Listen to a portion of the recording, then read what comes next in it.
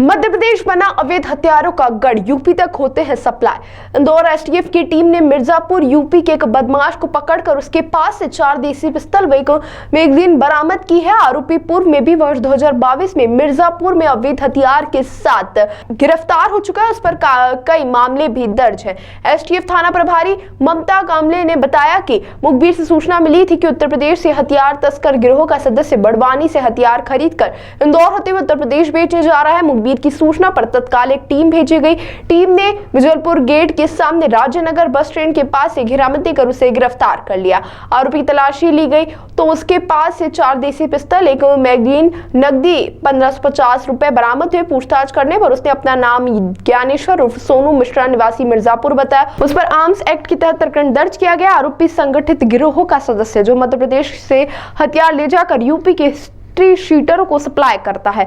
अब एसटीएफ यह जानकारी जुटा रही कि वह बड़वानी में किससे हथियार खरीदकर यूपी में किसे सप्लाई करता है। आरोपी हाल ही में 5 अप्रैल को चोरी के अपराध में जेल से जमानत पर रिहा हुआ और फिर से हथियार की अवैध सप्लाई में लग गया।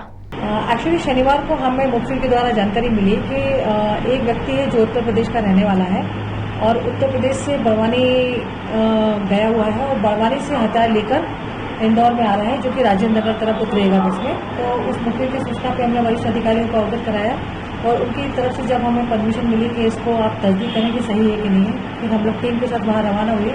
तो बीजलपुर गेट के सामने जो बस स्टॉप बना हुआ है राजेंद्र नगर वहाँ पे हूबहू जिस हिसाब से हमें मुखबिर ने इनपुट दिया था उसके हिसाब से हमें व्यक्ति दिखाई दिया। तो हमने फिर उसको पकड़ा और पकड़ के उसकी जब तलाशी ली तो उसके पास से हमें 4 जो है हाथ से बनी हुई लोहे की पिस्टल जो है 32 बोर की वो मिली, जिसमें सभी में मैगजीन लगी हुई थी। इसके अलावा एक एक्स्ट्रा मैगजीन भी वो कैरी करा हुआ था, तो वो हमने उसके पास से उस समय स्पॉट पर सीज किया। मैं कुछ जानकारी दी इसमें कहाँ से लगा था वहाँ से अभी चूँकि इन्वेस्टिगेशन के दौरान उसने सिर्फ इतना ही बताया है कि हमें बड़वानी के पास खलघाट एरिया से वो लेकर आया है।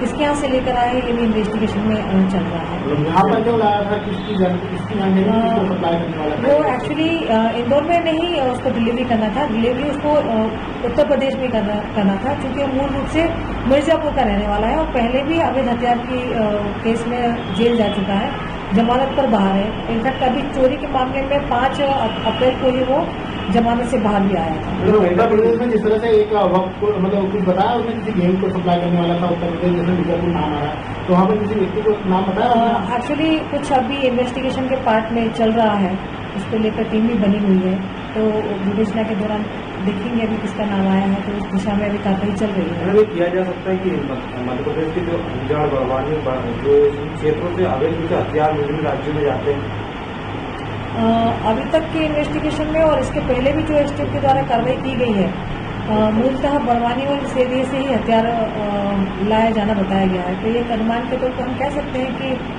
इस एरिया में और कुछ और एरिया में इसमें की चीजें हुई। तो ऐसा अनुमान लगाया जा सकता है कि उत्तर प्रदेश में किसी तरह की कोई गेम को सप्लाई करने के बाद वहाँ पर किसी तरह की कोई धार्मिक या इस तरह से सामाजिक तत्वों को सप्लाई करने के बाद वहाँ पर किसी को उपद्रव क्या इस तरह से माहौल किया गया, ऐसा हम अनुमान का भी नहीं कह सकते। इन्वेस्टिगेशन के दौरान जब वहाँ के कोई व्यक्ति अगर पकड़ में आते हैं और पूछताछ के दौरान कोई बात अगर आती है तो आगे इस चीज़ को हम क्लियर कर सकते हैं। अभी अनुमान का तो कुछ भी नहीं कहना पड़ सकता।